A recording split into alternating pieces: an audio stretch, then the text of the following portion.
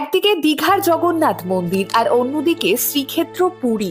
চলুন জানি পুরীর মন্দিরের থেকে ঠিক কি কি আলাদা রয়েছে দীঘার জগন্নাথ মন্দিরে। 1, 800 বছরের পুরনো পুরীর জগন্নাথ মন্দির কলিঙ্গ স্থাপত্যের নিদর্শন, তৈরি হয়েছিল বেলে পাথর দিয়ে। অপরদিকে দীঘার মন্দিরে সর্বত্রই মার্বেল এবং রাজস্থানী গোলাপি বেলে পাথরের কারুকার্যই চোখে পড়বে। 2, পুরীতে জগন্নাথ মূর্তির তলে থাকে 1,00,000 শালগ্রাম শিলায় তৈরি রত্নবেদী। দীঘার ক্ষেত্রেও রত্নবেদী থাকছে বটে, তবে তা 1,00,000 শালগ্রাম শিলার নয়।